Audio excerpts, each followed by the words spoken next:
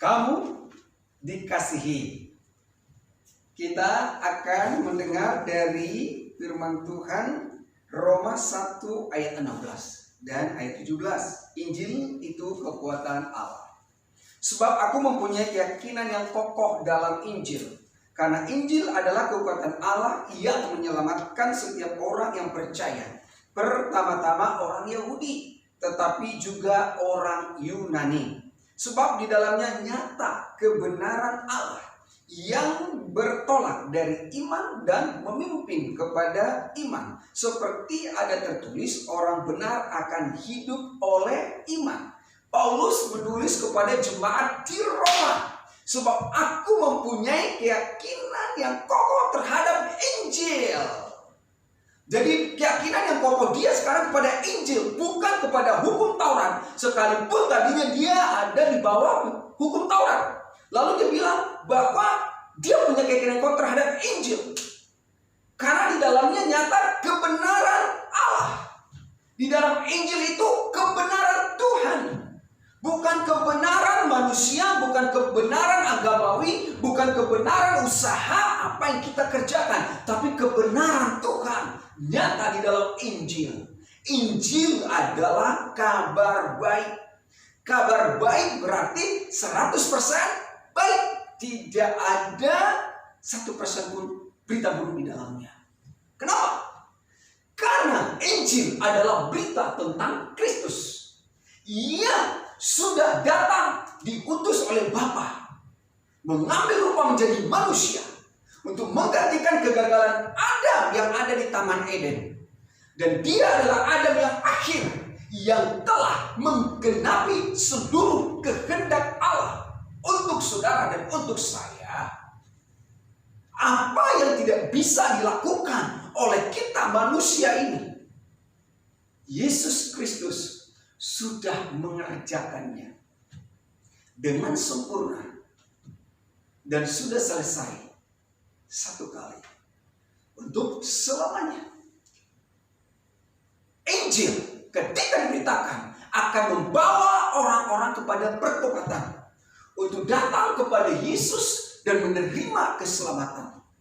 Memang diawali dari orang Yahudi, kemudian orang Yunani, tapi Injil itu adalah untuk semua manusia di muka bumi ini tanpa terkecuali. Supaya semua orang percaya kepada pemberitaan Injil, kepada karya Kristus di kayu salib, beroleh hidup yang kekal, bebas dari penghukuman, dibenarkan, dikuduskan, diselamatkan. Jadi itulah kekuatan Injil.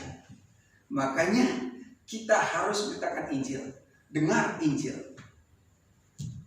Iman kita akan terus bertumbuh di dalam Kristus. Kemudian di dalam ayatnya yang ke-17, sebab di dalamnya nyata kebenaran Allah. Di dalam Injil itu nyata kebenaran Tuhan.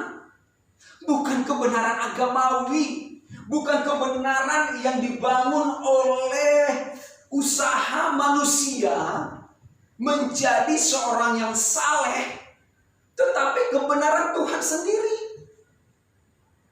Karena kita manusia tidak punya kebenaran dari diri kita.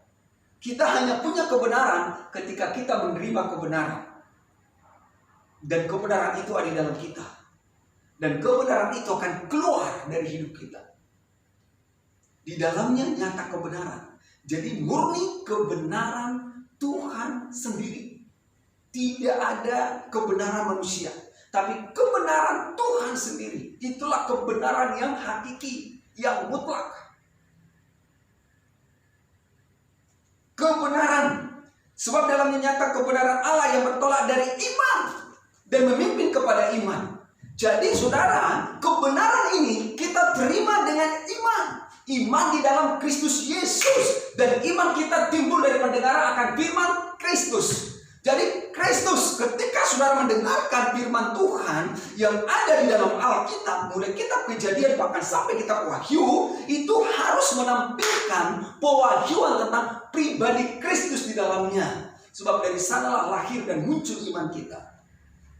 Sehingga iman kita itu, kita akan dituntun kepada iman. Bertolak berawal dari iman. Dan terus berjalan dengan iman. Dan diakhiri dengan iman. Iman di dalam Kristus Tuhan yang telah mengasihi kita. Seperti ada tertulis, orang benar akan hidup oleh iman. Paulus juga mengatakan dengan tegas, adakah kamu dibenarkan oleh karena mentaati hukum Taurat? Karena kenyataannya tidak ada yang bisa mentaati hukum Taurat. Adakah kamu dibenarkan karena mentaati hukum Taurat atau karena percaya kepada pemberitaan Injil?